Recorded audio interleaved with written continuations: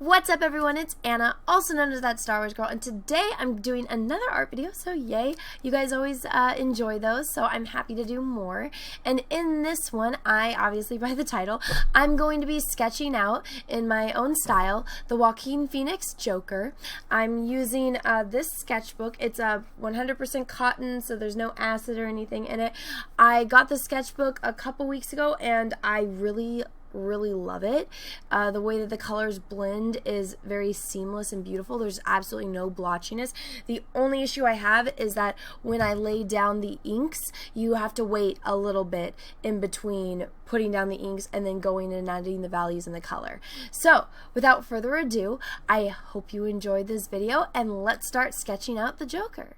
Alright, so let's get right into this sketch. So as you can see, I block out the shapes first before I start to go in and add detail. So one of the main things you want to get is like the head and the angles of the shoulders, especially if you're doing a 3/4 view of the character that you're drawing. Now, one thing that people find really hard to draw a lot of the times is faces and hands. I absolutely love drawing hands. It was never something that I found was difficult. The thing that I find difficult is drawing toes for whatever reason, but hands I absolutely love to draw. So when I'm looking for poses of characters, I always try to find something where their hands are doing something interesting, and even if the hands are doing something that would be considered not interesting, I still try to put more detail in it so that way it focuses on it. That's kind of why when I did my C-3PO sketch, I did one that kind of highlighted his hands. And in the pose of the Joker that I found on Pinterest, he had a cigarette in his mouth, so I decided to switch it over and put the cigarette in his hand since his hand was already in this interesting pose, and that way the cigarette wouldn't be obscuring his face. Now this one is mainly going to be focused on his costume and kind of the gesture of this pose as compared to doing like a realistic or like a photorealistic portrait of him, because I'm going to do a painting of him. And when I do my paintings, I do photorealism. As compared to sketching, I do a very stylized look. So while I'm drawing his face and now I'm adding in the inks, it's not going to look too much like Joaquin Phoenix, just because, to be completely honest, Joaquin Phoenix absolutely terrifies me. Ever since I saw him in Gladiator, he just kind of creeps me out. So when I was drawing this, I gave him a little bit of the Joaquin Phoenix feel, but this is a stylized drawing, so I didn't want to go too much into focusing on the likeness. I wanted really just to do this character sketch where you just see it and immediately you know it's that version of the Joker without doing a complete likeness of him. And whenever I do sketches like this, they're always very stylized, and that's one thing that you'll see a lot in artists, especially when you don't focus on photorealism, is that everyone has their own unique style. And when it comes down to something like this, and it's a very iconic looking character, I wanted to make sure that the costume was on point. So this isn't as much how would you describe this? This is more of a clothed figure drawing, but when you actually get down into it, it's basically just a costume thing. So you can literally make it look like anyone, but the second that you add the colors to this costume, because right now it just looks like a suit, but when I go in and I add the colors, that's when you start to see it as the Joker. And so as you can see, I'm adding down the grays, and this is the value part of it, and I always say value does all the work but color gets all the credit. And since the Joker has face makeup on, I'm not going to be adding any skin tone colors to his face, so I can actually go in and add all of these grays, because I'm just going to be putting color on top of the grays, and it's not going to have to look like human skin since it's a face paint. And so I'll be able to go in and add those fun, bright red and blue colors. And as you can see, I'm using a different gray for his hands because those actually are going to have a skin tone over it. So when I do skin tones, I like to use warm grays, and you can see the big difference in the colors, or the shades of grays. His face I used cool grays, whereas his hands I used warm gray. And then for his clothing, I'm using the toned gray. So I've said this before in other art videos, I use Copic Sketch Markers, and so I have the entire Copic Sketch collection, which I think are over 370 something markers, and so there's different types of grays, and you can obviously see already in this picture I've laid down the 3 different types of grays. In Copic Sketch there's 4. I don't really use neutral grays too much. My favorite ones to use are the warm and the cool, because you can really see that contrast, and that was my cat. But on his skin, or on his costume, I'm using the tone grays. And so when you put down the grays, this is what I always refer to as the values. This is, in my opinion, the most important part, especially when you go and add the color on after.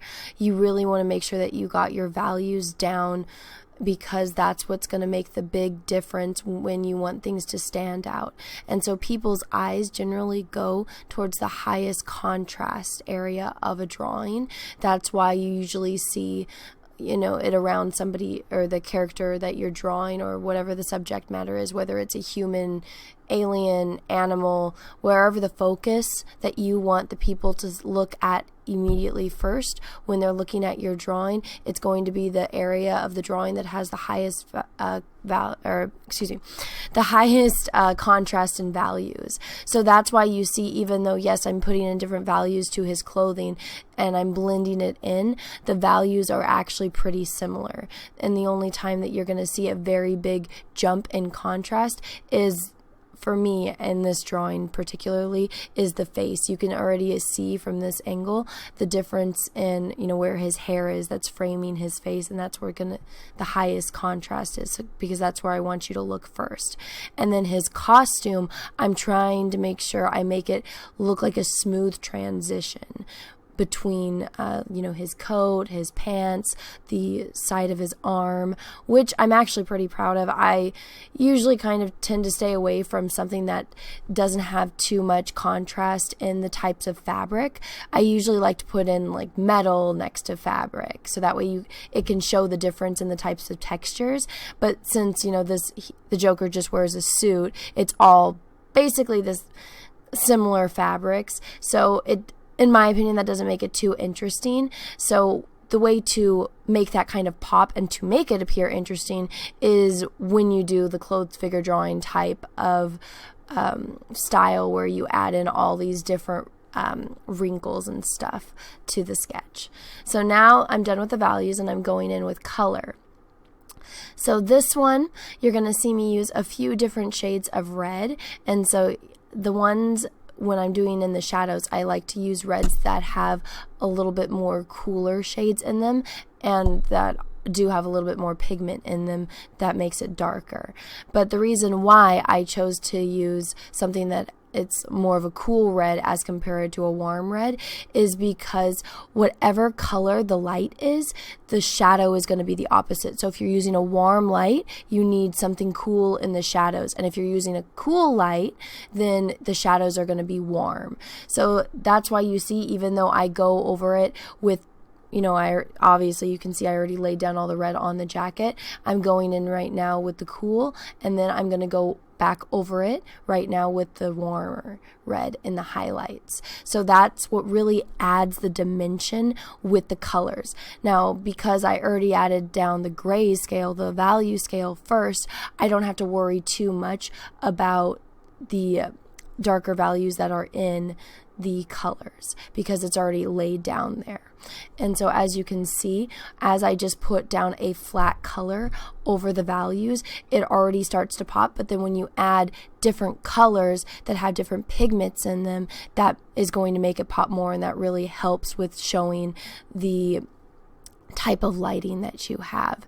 And so when you do add colors that have different tints to their pigments as compared to being a warm color or a cool color, that really adds dimension and dynamic to your sketch or your painting, whatever it is that you're doing. The concept is still the same, and this is really a deep dive into color theory, but it's something that I find fascinating, especially when you're going to have a subject matter like this that it in itself probably won't be considered too interesting. Obviously, it's just a man standing there with a gesture, but stuff like this and doing adding colors that have different dynamics to them are in my opinion, what helps make it interesting. And as you can see, I'm adding just like the kind of face paint to him. And so this is fun because I just get to go in with bright colors and just get to play with color, which I enjoy. And so obviously it's coming together and it's almost done. And as you can see, when I went in and added the green, I'm not really focusing too much on making sure that it's obviously the exact same green from the movie, because the green that he had in the movie, I feel it was a little bit too cool and dark. I wanted something bright and vibrant that would stand out against his costume, because if you just look at his suit, yeah, the colors are kind of muted, but the way that they work together gives it that kind of retro feel. And so I wanted to make sure that his face and his hair was very bright and vibrant as compared to the suit, which just shows that clash in his personality. And I always do this where I add a circle to my sketch because it'll make it stand out in the sketchbook, and I used to add gold or silver, but now I just go straight in with black because I always have black on hand, and sometimes my gold or silver runs out. And so black is just something that's easy. It makes it pop on the page in your sketchbook, and it makes it kind of look like a finished illustration, even though it is just a sketch. And then I always do go in and I add, just with a white gel pen, I just kind of fix the outline of it, and I'll go in and add highlights to the actual sketch, like in his eyes and stuff.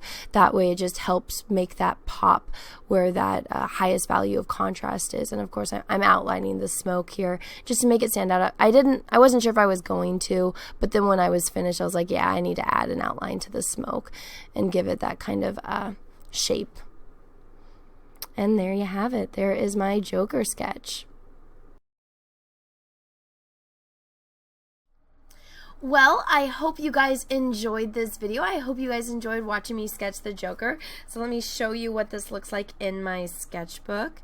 And just so everyone knows, this sketchbook is 9 inches by 12 inches. And so there you go. It's a little bit weird with the lighting from my camera, but this is the size of it. So you can see it's a decent sized sketch. And yeah, so yeah, like I said, if you like this video, go ahead and give it a thumbs up. If you didn't, that's okay too. Thank you for watching this far through. And let me know what you thought of this video in the comments below. If there's anything you want me to focus on more in my next art video, and also what character you would like me to draw in some future videos. Let me know in the comments below.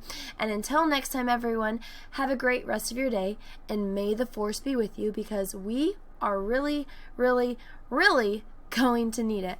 Bye, everyone. What's up, everyone? It's Anna, also known as That Star Wars Girl, and I have an Etsy store, so if you've ever wanted to own a print of my artwork, this is the place to go. As you can see, I have a lot of recognizable characters, from horror films to heroes to Star Wars characters. Some of the notable characters I have on here are Darth Vader, which I did a couple live streams painting, so you can own a print of this painting. I also have Luke Skywalker, the binary sunset version, one of my favorite scenes in the original New Hope movie. I have Darth Maul, which Ray Parks himself actually complimented me on Instagram. And then last but certainly not least, Ahsoka Tano. So if you want to own any of these prints, go right on over to my Etsy store. Again, that's The Art of Anna, That Star Wars Girl, or TSWG for short. Thank you, everyone, and have a great rest of your day. What's up, everyone? I have a P.O. box, so if you want to send me some mail, go ahead and send it to Anna, That Star Wars Girl, or TSWG for short, at P.O. Box number 28171, Santa Ana, California, 927998171. Have a great day, everyone. Thank you so much.